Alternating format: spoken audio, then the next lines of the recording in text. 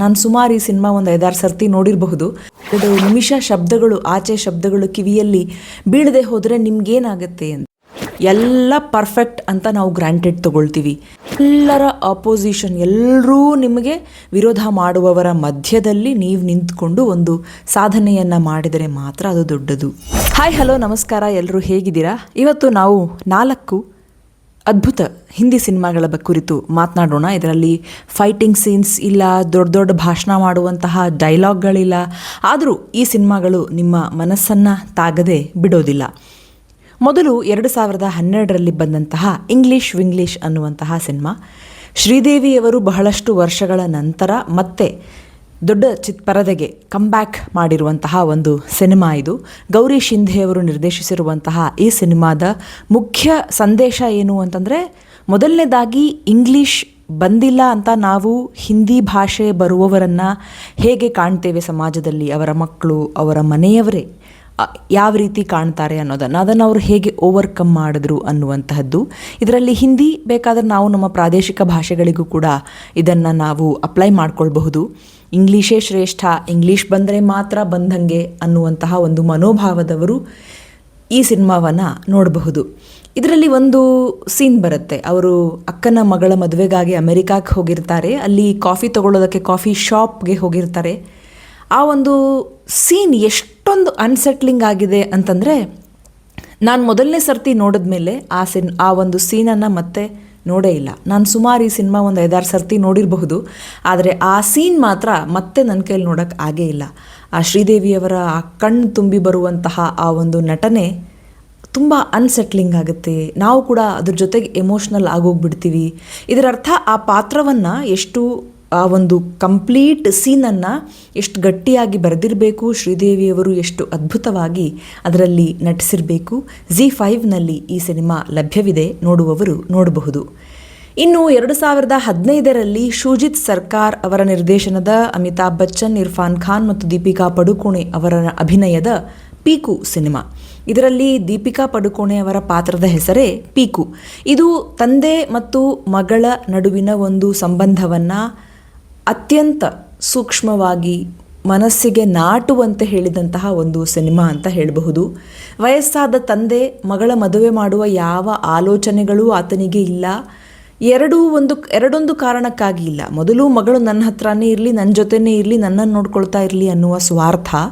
ಎರಡನೇದು, ಹೊರಗಿನ ಸಮಾಜ ಮಹಿಳೆಯನ್ನು ನಡೆಸಿಕೊಳ್ಳೋದು ಅಷ್ಟರಲ್ಲೇ ಇದೆ. ಮದುವೆ ಅನ್ನುವ ಬಂಧನದಿಂದ ನನ್ನ ಮಗಳು ಬಂಧಿಯಾಗಿ ಆಕೆ ಮುಂದೆ ಹೋಗೋದನ್ನು ಯಾಕೆ ತಪ್ಪಿಸಬೇಕು ಅನ್ನುವಂತಹ ಒಂದು ಒಳಗಿನ ಅರ್ಥ ಕೂಡ ಆ ಮನುಷ್ಯನಲ್ಲಿ ಬರ್ತಾ ಇದೆ. ಭಾಸ್ಕೋರ್ ಬ್ಯಾನರ್ಜಿ ಅಂತ ಅಮಿತಾಬ್ ಬಚ್ಚನ್ ರವರ ಪಾತ್ರದ ಹೆಸರು. ರಾಣಾ ಅನ್ನುವಂತಹದ್ದು ಇರ್ಫಾನ್ ಖಾನ್ ರವರ ಪಾತ್ರದ ಹೆಸರು. ಇದರಲ್ಲಿ ದೆಹಲಿಯಿಂದ ಕೋಲ್ಕತ್ತಾಗೆ ಅವರೊಂದು ಪ್ರಯಾಣ ಮಾಡ್ತಾರೆ. ಅದರಲ್ಲಿ ಟ್ಯಾಕ್ಸಿ ಓನರ್ ಆಗಿರುವಂತಹ ರಾಣಾರವರೇ ಇವರನ್ನು ಕರೆದುಕೊಂಡು ಹೋಗ್ತಾರೆ. ಕಾಶಿಯಲ್ಲಿ ಒಂದು ರಾತ್ರಿ ತಂಗ್ತಾರೆ. ಅಲ್ಲಿ ಆ ಒಂದು ಚಿತ್ರದಲ್ಲಿ ಒಂದು ಡೈಲಾಗ್ ಬರುತ್ತೆ. 2 ನಿಮಿಷ ಕಿವಿ ಮುಚ್ಕೊಂಡು ಕೂತ್ರೆ ನಿಮ್ಮ ಗಂಟೇನು ಹೋಗುತ್ತೆ, 2 ನಿಮಿಷ ಶಬ್ದಗಳು, ಆಚೆ ಶಬ್ದಗಳು ಕಿವಿಯಲ್ಲಿ ಬೀಳದೆ ಹೋದರೆ ನಿಮ್ಗೇನಾಗುತ್ತೆ ಅಂತ. ಅದು ಈಗಿನ ಒಂದು ಸೋಷಿಯಲ್ ಮೀಡಿಯಾ ಅಬ್ಬರದಲ್ಲಿ ಸದಾ ನಾವು ರಿಲೆವೆಂಟ್ ಆಗಿರಬೇಕು ಅನ್ನುವಂತಹ ಒಂದು ಅಬ್ಬರದಲ್ಲಿ ಆ ಮಾತು ನಮಗೆ ಹೇಳ್ತಾ ಇದ್ದಾರೇನೋ, ಆ ಪಾತ್ರದ ಮೂಲಕ ನಿರ್ದೇಶಕರು ನಮಗೆ ಹೇಳಿಸ್ತಾ ಇದ್ದಾರೇನೋ ಅಂತ ಒಂದು ಕ್ಷಣ ಅನ್ನಿಸದೇ ಇರೋದು. ಎಲ್ಲರ ಅಭಿನಯ ಕೂಡ ತುಂಬಾ ಸುಂದರವಾಗಿದೆ, ನೋಡಬಹುದು. ಪೀಕು ಇದು ಸೋನಿ ಲಿವ್ನಲ್ಲಿ ಲಭ್ಯವಿದೆ, ಇಲ್ಲ ಯೂಟ್ಯೂಬ್ ರೆಂಟಲ್ಸಲ್ಲಿ ಕೂಡ ಈ ಒಂದು ಸಿನಿಮಾ ಲಭ್ಯವಿದೆ. ಇದಾದಮೇಲೆ 2022ರಲ್ಲಿ 3 of Us ಅಂತ ಒಂದು ಮೂವಿ ಬರುತ್ತೆ. ಅವಿನಾಶ್ ಅರುಣ್ ರವರು ನಿರ್ದೇಶನವನ್ನು ಮಾಡಿದ್ದಾರೆ. ಶೆಫಾಲಿ ಶಾ ಅವರಿದ್ದಾರೆ, ಜೈದೀಪ್ ರವರಿದ್ದಾರೆ ಮತ್ತು ಸ್ವಾನಂದ್ ಕಿರ್ಕಿರೆ ರವರಿದ್ದಾರೆ. ನಾವು ಮನುಷ್ಯರು ಕೆಲವೊಂದು ವಿಷಯಗಳನ್ನು ಎಷ್ಟು ಗ್ರಾಂಟೆಡ್ ತಗೊಳ್ತೀವಿ ಅಂತಂದರೆ, ಉದಾಹರಣೆಗೆ ನಮ್ಮ ಆರೋಗ್ಯ, ನಮ್ಮ ಅವಯವಗಳು, ನಮ್ಮ ಕೈ ಕಾಲು, ನಮ್ಮ ದೇಹದ ಒಳಗಿರುವಂತಹ ಹೃದಯ, ಕಿಡ್ನಿ, ಲಿವರ್ ಎಲ್ಲ ಪರ್ಫೆಕ್ಟ್ ಅಂತ ನಾವು ಗ್ರಾಂಟೆಡ್ ತಗೊಳ್ತೀವಿ.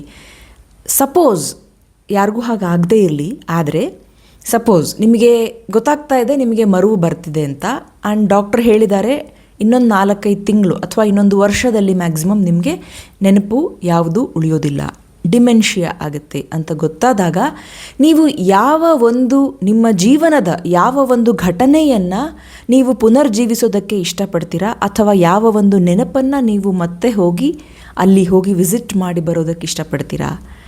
ಈ ಒಂದು ಚಿತ್ರದಲ್ಲಿ ಶೆಫಾಲಿ ಶಾರ್ ಅವರ ಪಾತ್ರ, ಅವರಿಗೆ ಡಿಮೆನ್ಷಿಯಾ ಆಗತ್ತೆ. ಅವರು ಯಾವ ಒಂದು ತಮ್ಮ ಬಾಲ್ಯದ ಯಾವ ಒಂದು ಜಾಗಕ್ಕೆ ಹೋಗಿ ಬರ್ತಾರೆ, ಯಾಕೆ ಅವರು ಅದಕ್ಕಷ್ಟು ಕನೆಕ್ಟ್ ಆಗಿರ್ತಾರೆ, ಆದರೆ ಅವರು ಜೀವನದಲ್ಲಿ ಆ ಒಂದು ಘಟನೆ ನಡೆದೇ ಇಲ್ವೇನೋ, ಆ ಒಂದು ಭಾಗ ನನ್ನ ಜೀವನದ ಅವಿಭಾಜ್ಯ ಅಂಗವೇ ಅಲ್ವೇನೋ ಅಂತ ಗಂಡನ ಹತ್ರ, ಮಕ್ಕಳ ಹತ್ರ, ಯಾರ ಹತ್ರನೂ ಶೇರ್ ಮಾಡಿರಲ್ಲ. ಆದರೆ ಅವರಿಗೆ ಇನ್ನೇನು ಡಿಮೆನ್ಷಿಯಾ ಆಗೋಗಿದೆ, ಎಲ್ಲವನ್ನೂ ನೀನು ಮರೆತು ಹೋಗ್ತೀಯಾ ಅಂತ ಹೇಳಿದಾಗ ಅವರು ಮೊದಲು ಹೋಗಿ ವಿಸಿಟ್ ಮಾಡಬೇಕು ಅಂತ ಅಂದುಕೊಳ್ಳುವ ಆ ಒಂದು ಹಳ್ಳಿ, ಆ ಪರಿಸರ, ಆ ಕೊಂಕಣ್ಣ ಒಂದು ಸುತ್ತಮುತ್ತಲ ಒಂದು ಪರಿಸರ, ಅವರ ಸ್ನೇಹ ಎಲ್ಲವೂ ಕೂಡ ತುಂಬ ಸುಂದರವಾಗಿ ತೆಗೆದಿದ್ದಾರೆ.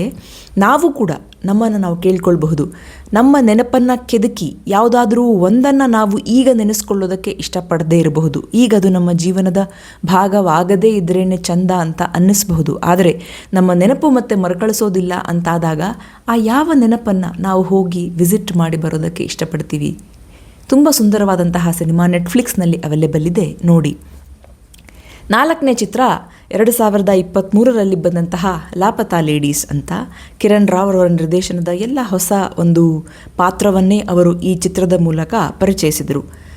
ಸುಂದರವಾದಂತಹ ಚಿತ್ರ. ನಾವೇನು ಅಂದ್ಕೊಳ್ತೀವಿ ಅಂತಂದರೆ ಜೀವನದಲ್ಲಿ, ಈ ಸಿನಿಮಾಗಳಲ್ಲಿ ಅಥವಾ ಜೀವನದಲ್ಲಿ ಎಲ್ಲರ ಆಪೋಸಿಷನ್, ಎಲ್ಲರೂ ನಿಮಗೆ ವಿರೋಧ ಮಾಡುವವರ ಮಧ್ಯದಲ್ಲಿ ನೀವು ನಿಂತ್ಕೊಂಡು ಒಂದು ಸಾಧನೆಯನ್ನು ಮಾಡಿದರೆ ಮಾತ್ರ ಅದು ದೊಡ್ಡದು. ಹಾಗಲ್ಲ. ಈ ಒಂದು ಚಿತ್ರದಲ್ಲಿ ಜಯಾ ಪಾತ್ರ, ಆಕೆ ಏನನ್ನು ಸಾಧಿಸಬೇಕು ಅಂತ ಅಂದ್ಕೊಳ್ತಾ ಇದ್ದಾಳೆ. ಆಕೆ ಅದನ್ನು ಹೇಳದೆ ಮುಚ್ಚಿಟ್ರೂ ಕೂಡ ಯಾವುದೋ ಒಂದು ದೊಡ್ಡ ಸಾಧನೆಗಾಗಿಯೇ ಆಕೆ ಈ ಥರ ಮಾಡ್ತಾ ಇದ್ದಾಳೆ ಅಂತ ಸುತ್ತಲಿನವರಿಗೂ ಗೊತ್ತಾಗಿ ಅದನ್ನು ಅಡ್ವಾಂಟೇಜ್ ಆಗಿ ತಗೊಳ್ಳೋದರ ಬದಲು ಆಕೆಗೆ ಬೆಂಬಲವಾಗಿ ನಿಂತ್ಕೊಳ್ತಾರೆ.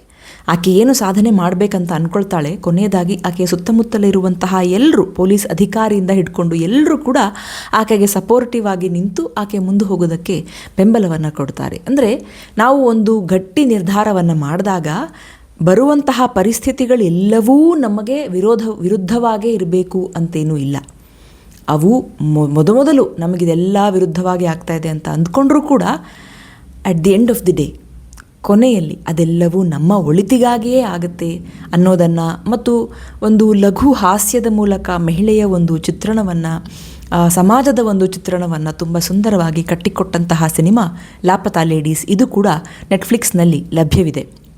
ವೀಕೆಂಡ್ಗೆ ಫುಲ್ ಫ್ಯಾಮಿಲಿ ಕೂತ್ಕೊಂಡು ಯಾವುದೇ ಗಲಾಟೆ ಇಲ್ಲದೆ, ಹೊಡೆತ ಬಡಿತಗಳಿಲ್ಲದೆ, ದೊಡ್ಡ ದೊಡ್ಡ ಡೈಲಾಗ್ಗಳಿಲ್ಲದೆ, ಪ್ರೀಚಿಂಗ್ ಇಲ್ಲದೆ, ಮನಸ್ಸಿಗೆ ತಾಗುವಂತಹ, ಮನಸ್ಸನ್ನು ನಾಟುವಂತಹ ಸಿನಿಮಾ ನೋಡಬೇಕು ಅಂತಂದರೆ ನನ್ನ 4 ರೆಕಮೆಂಡೇಷನ್ಸ್.